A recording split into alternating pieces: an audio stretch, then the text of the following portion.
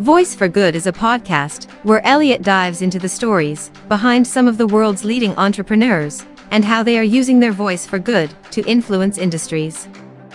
Voice for Good weaves narrative, as well as insights, into the journey of entrepreneurs, innovators, industry leaders, and the impact they are having while they are using their voice for good.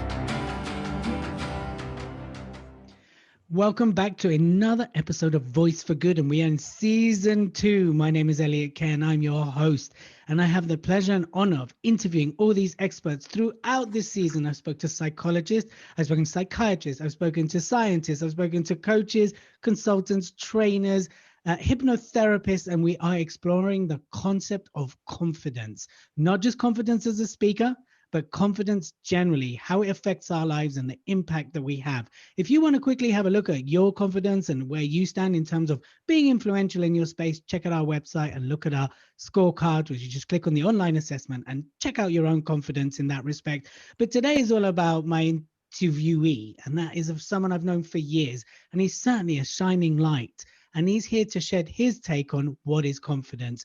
Garry, welcome. Thank you for joining us on Voice for Good. How are you? I'm very well. What a pleasure. Thank you so much, Elliot, for inviting me in. You know, I've respected you for such a long time, my friend. And yeah, what a pleasure to be here speaking with you.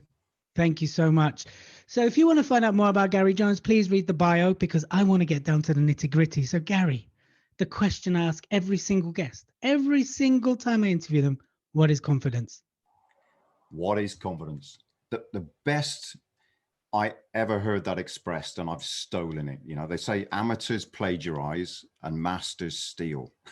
Is that what they say? Who says that, by the way? That's what I say, I think, just to justify it. Got you. Confidence. What is confidence? It's having done something once successfully. Okay. Now, as we know, in the world of self-development, that doesn't have to be what we term reality. That can be visualized. It can be practiced inside your mind. But if you've done it once successfully, then you can repeat it again. Okay. That's the most interesting answer I've had to date. And I've interviewed over 20 people so far in the season, Garry. Wow. So Wow. I'm fascinated by that answer, because if you've done something once, then that's confidence, right? Is what you're saying. Or once successfully. That's the Once successfully. Right. Sorry, my bad there. Once successfully. So if I visualized something successfully, then that's confidence. Is that right? Well, it goes back to there's many accounts of famous experiments, really, isn't there? You know, the classic one was the basketball shooting hoops, where they got top coaches to just get people to physically shoot hoops, and then people that just visualized shooting hoops.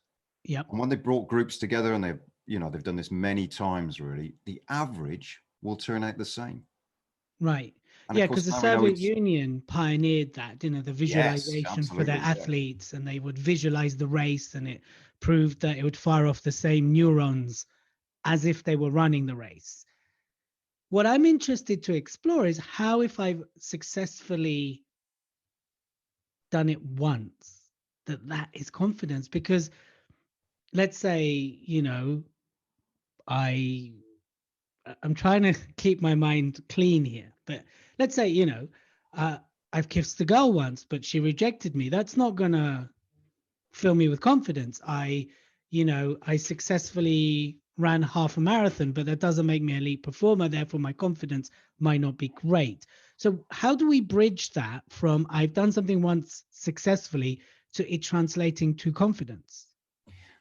Okay, let's go to the opposite end of the scale then. Okay. Really. So, like, obviously, I run a martial arts school, amongst other things that I do. So, yes, Muay Thai boxing, and that's a very heavy contact sport. Yeah, and painful. But one of the things I would say in that to people as they start is at some point you're going to get a punch in the nose. Yep. And what I want you to say in my martial arts school, if you get punched in the nose, the 2 words you say is thank you. That's it. No anger, no respect. And if the opposite end of that scale is if somebody has punched somebody in the nose, if I hear them saying sorry, then they're up for leg kicks. Okay. Now, what does that mean, right? It's because tell me. The failure we can either take as a learning, and if I say thank you, my body will accept that that was a learning process. If I move to anger or blame, then I'm going to have to be punched in the nose time and time and time again to like accept it as a lesson. So how does that relate to the confidence? You know, so if I've done it once successfully, but the second time I fail, so I go to kiss the girl again and I'm rejected and I'm pushed away. Yeah.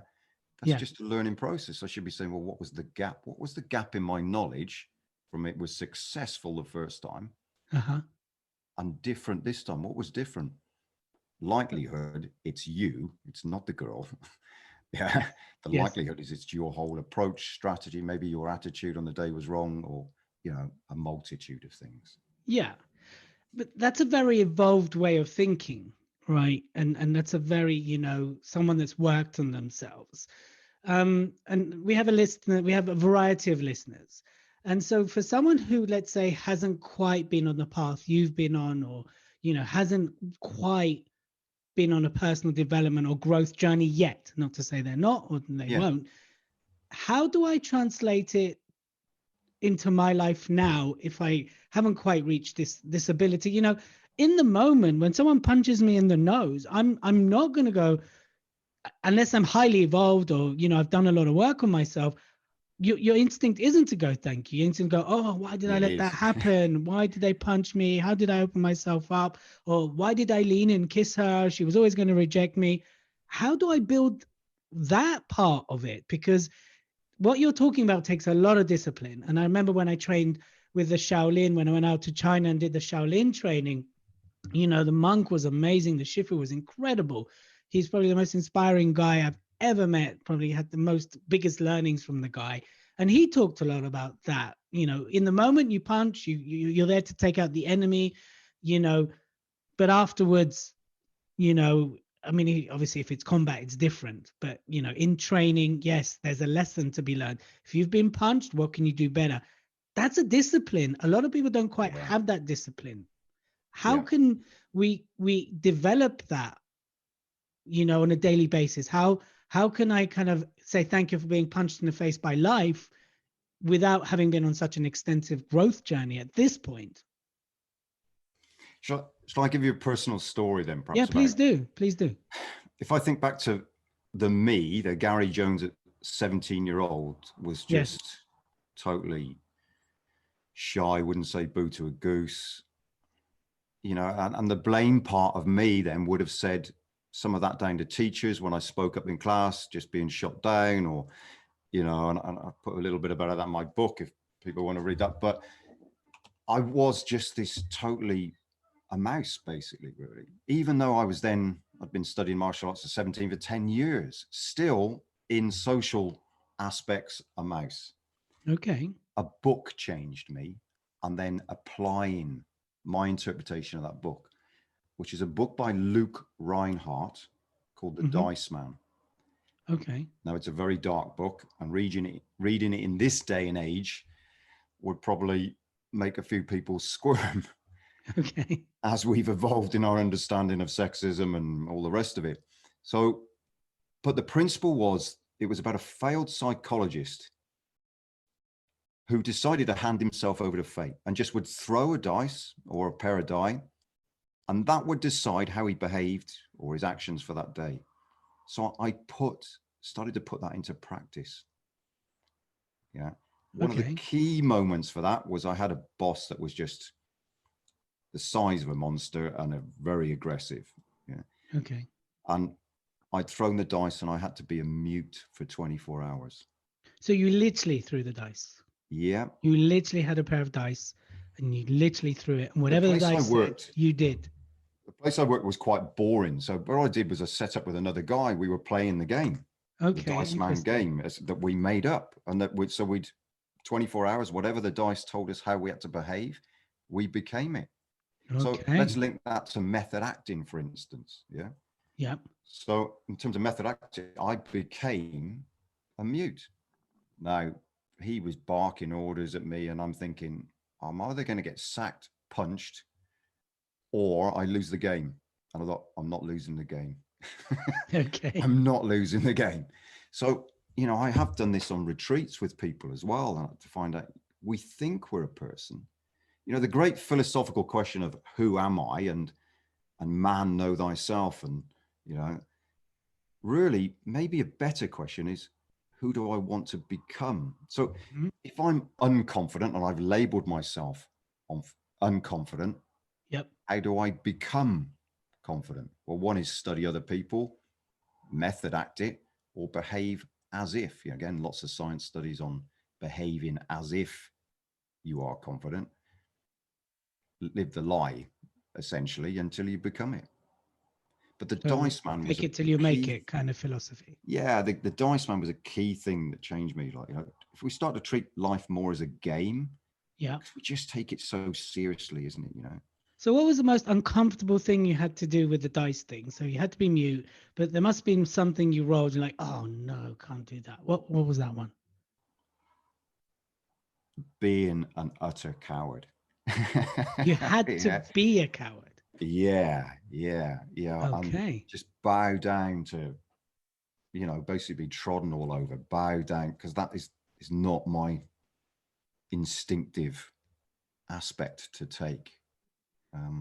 So you do the dice challenge from the book, and you said that was your turning, that was your aha, your light bulb. So once you finished the game, which I take it you won, um, tell me what were your insights that you took away that you know people can listen to and go, oh, okay. Well, for me, that was like, because what happened was my boss just walked off. He didn't sack me. He didn't punch me. Yeah. He just walked off, mumbling to himself. And I thought, wow, this is powerful. Yeah. That was the key thing of like, oh my God, like, you know, I've lived something completely out of my comfort zone and it worked. Yeah. So maybe I should give another example then of a. So just to kind of, before we move to another example, it's okay. Yeah.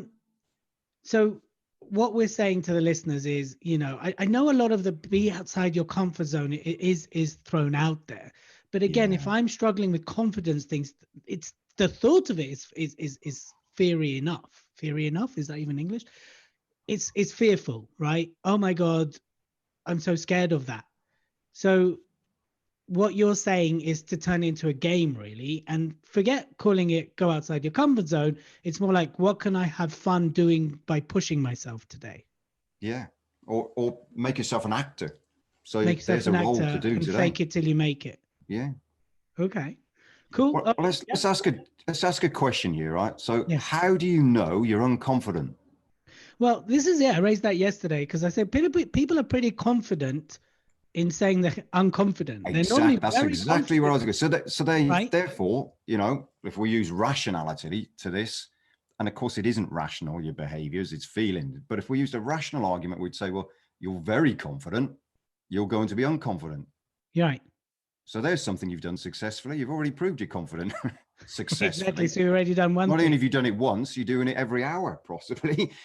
Every day you wake up, you know, without a shadow of a doubt, totally confident, I'm going to be unconfident today and things are going to go wrong. Okay. So for someone that's listening, I mean, again, we get a range of listeners, so not everybody is like terribly unconfident. But generally speaking, in your experience, you know, I mean, you're a serial entrepreneur, you're a highly successful speaker, you run a martial arts school. What are some of kind of key tips people can do when they wake up, as you mentioned, on a daily basis, to kind of up their confidence game, whether they're already confident, but they just need that little nudge up. Maybe they're going to pitch for investment, maybe they're going to do a talk, right? Ask a girl out. Just three key things that they can dial it up a bit in your experience. Okay, let's give a few tips. Undoubtedly, the first thing is posture. Okay, so physicality. The hold your body, because your posture determines a lot of the chemical secretions in your body, right? Without getting too technical. So a simple thing, you know, I work with a lot of people with challenges, depression, anxiety and stuff. Really, I would tell them it's the first thing to do when they get up out of bed is to look up. And we use it in language. We say things are looking up. So even say that in your head, things are looking up. Yep. But if we look up, and particularly to the right hand side, and by science we still haven't determined what actually makes this happen, but we release serotonin into our body. Okay. Serotonin will help you feel good. Yep. By looking up. And we know that because if you're depressed, you're looking at the ground, that switches it off. Yeah. That's a posture not to take. So straight spine, shoulders back. You know, who are the experts at this? The army, the militaries. Mm-hmm. The way they, you know, they don't do it for fun, making people go on parade. You're on parade with shoulders straight, and all of that is just to develop your confidence. Okay. So that's number one will be your posture. So find out. There's plenty of stuff on, you know, Google it and everything. Right? We've got all this information for free now. If you just Google posture for confidence to mimic it, again, act in it. Mm-hmm. Secondly, I think one of the key influences with me and learning the speak is voice. Mm-hmm. But it's more important where you're speaking from. Okay. Interesting. Now that's to control your breathing. And again, perhaps a good friend of mine who's expert at this would be Stuart Pearce. He was voice coach for people like Lady Diana, Princess Diana, Marianne Williamson. You know, we could just reel off things. But when you speak from your heart, that's confidence. Okay. We can all hear when somebody's speaking. Well, we could raise it up into the throat a little bit. Sometimes that can be a little bit more of a seductive voice, or we can raise it really high when we're trying to put across scientific information and we're excited about it, but it doesn't come across. You know, lectures you hear, podcasts you hear from people like that, it really doesn't literally resonate with you. So we will resonate confidence. Okay. Slow down a bit. The confidence in your voice will come through. So posture, voice, liking this. Last one, practice. Yeah. That can be in the bedroom. That can be in your head. That can be in meditation. Yeah. We all know that putting hours of practice into stuff, but practice can become an anxiety because you're practicing the bad being pictures, anxious. The wrong pictures. Yeah. So just practice in your head numerous times, being confident. You are firing those neurons to develop it. Do you think it's important to define what confidence means to someone? So if I'm going, oh, okay, let me be confident. Well, I think a lot of people don't really know what that feels like to them. So do you think in your experience it's important to almost create your vision of what confidence is for you? You and the key word you used there, Elliot, really is, what does it feel like? Because, you know, lots of the stuff that's taught about visualization, personally, I think the most important part in that is, like, I don't know, if it was visualizing the confidence of getting a pay rise, but what would it feel like when you had the pay rise? Not the process of getting the pay rise, but what would it feel like if I'm providing more for my family, if I'm not worrying about debts, paying the mortgage, you know, the mundane things will not help you feel good about approaching your boss or whoever, or, you know, if you're self-employed, making more money, more clients, more customers, or asking for more money. It's the feeling you'll have when you've achieved it and gone beyond what you want to be confident about. Yeah, absolutely. That makes a lot of sense. Sometimes for confidence for fighters, here's a secret of my training then, really, what I do with my fighters. Yeah. Go on then, tell us your secrets.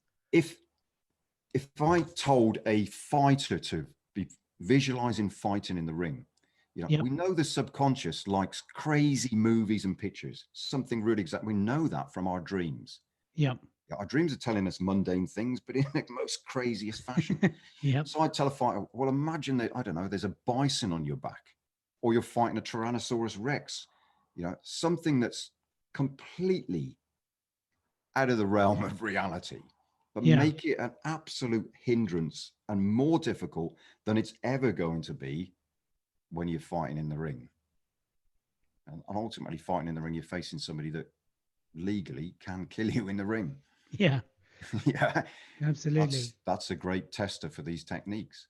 Well, it's also because it's it's that whole, it's never as hard in real life as it is in your head. So if you make it really, really hard in your head, consciously, and with a positive potential outcome, then when you actually come to deliver it, maybe, I mean, I haven't fought for years. Years and years ago, I did judo. And then I did obviously Shaolin training for, for a week. So that hardly Yeah. qualifies me to anything.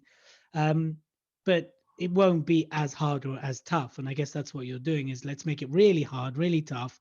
So when it comes to it, it's just not as hard. Or not. I'm not a fighter, right? I'm a lover. No, I'm kidding. So it's really fascinating. So you're talking about posture, you're talking about voice, you're talking about training. We're talking about, really practicing getting in touch where it would feel like to be confident when you stand in front of an audience and you speak, or you approach your boss, or whatever, you launch that product in that respect. That's really, really interesting stuff. And a lot of what you're saying is about also having the discipline to do it consistently, right? Yes. Yeah. So I love etymology, really. That's one of my, one of the most beautiful presents I got given by my wife is an etymological dictionary. So I just love it. And Do you want to tell people who might not know what that is, what an etymology is? Well, etymology is just where have words derived from. Got it. Yes. I've got a strong belief that the first meaning, when the meaning of the word was first spoken, that's its true power. So that's why I like studying the etymology of the words. And the word discipline, it's a military word. And we use it in a different context. The military word means it came from the Romans, and it's you were trained. You've done 10 years of training, which qualifies you. There's a word I don't like necessarily, but so you're disciplined. Got it. So we sometimes use it in that context, but generally we associate the word discipline with negative and somebody putting you right about it, shall we say? Because it's used to discipline someone. Like, that's why the negative connotation. But when we're talking about it, we're talking about for positive, to create positive habits and a positive life, is that I guess you can replace discipline with consistency, right? Yeah. Well, again, it's original context. I still like the word discipline, but the discipline would be to train somebody. Literally, that's what you're doing, is you're taking their training to another level. Right. So in a sense, even this podcast is disciplining people into how to be more confident. Yep. I love that. Really, really, really good, juicy stuff here, Garry. I really love it. So what would be your kind of your words of wisdom as we wrap this podcast out to anybody listening right now who might be struggling or might just need that dial up? What's your kind of final words of wisdom from Garry Jones? See, even the best of us can struggle. So I would say it's just whenever you're put in that state, because we're still primitive creatures, something can be said, done, dig something up that'll put you into a state of turmoil where you're not confident. My example of that would be, I'd wrap up with an example now, I was talking on the stage with my mentor, looked up to for many years, really, Richard Bandler, Dr. Richard Bandler. So I want to impress in my speech. And it's quite a complicated thing of what's called nested loops.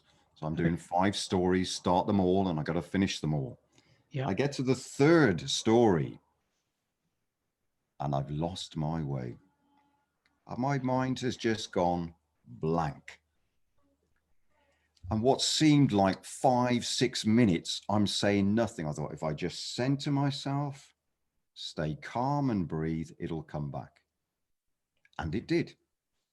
So I'm back into the flow again, and I finish all of the stories. And I'm thinking, oh my God, all right, in my head, I made a right mess of that in front of my mentor. But after it, the feedback I got from people was, wow, that pause you put in, the impact that had was just amazing. Brilliant. Now, I thought I'd screwed up. Yeah. Isn't that just the case? You've said it, So my words of wisdom, we all understand we mess up, but we all understand we're unconfident. There is natural empathy in the human race for that. You'll always have the hecklers and the odd one or two that are coming from a place of fear. Yeah. But do it anyway, because people understand we've all messed up. Love Look it. how understanding we're being of governments now. When the irrational is there, but so is the rational. So we forgive. We're human. Yeah. I think it's Wayne Dyer said, isn't it? You know, are we human beings, or would we rather be being human? There's a big difference. Very true. And we're human beings, not human doings. So, or being human, not doing humans. That doesn't work the same, does it? When you reverse that one. So, Garry, thank you so much for coming on this podcast. You've shared amazing, incredible words of wisdom and golden nuggets. What's the name of your book, and how do people get in touch with you? The book's called A Life Without Fear. The subtitle is really about anxiety and depression, but really it's about mastering your emotions. Okay. Essentially what we've been talking about here. So it is applicable on many, many fronts. How do they get hold of me? Well, on Facebook, you'll find me under Garry Goldstar Jones. Whole story about that. But and then you can also find me on my website of just Garry Jones Coaching. I'm sure on the bio there's a few links on that. Really, I don't want to waste time again really talking about me.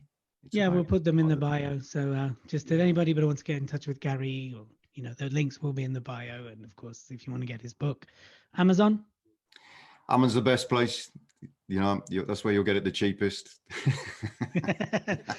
Yes, always you can run Amazon to do the cheap thing. Brilliant. Well, thank you again for coming. So for anybody listening to this particular episode, just remember that everybody has their challenges, and it is about being consistent, is about being disciplined. Wake up, look up, use your posture to your advantage. Look at your voice. Where is it coming from? Coming from your heart, coming from your gut? Is it coming from your head? And really just make sure that whatever you're doing, just train for the positive and train for the good, and train if you're feeling unconfident right now, train towards becoming confident. What does that feel like? What does that mean to you? And think beyond. And that's what's key here, as beautifully said by Wayne Dyer and Garry. Let's be human, and let's allow ourselves and gives ourselves permission to better ourselves and be the best version of ourselves. Thank you again for listening. My name is Elliot K. Until the next episode, be seen, be heard, and always use your voice for good. You have been listening to Voice for Good with Elliot K.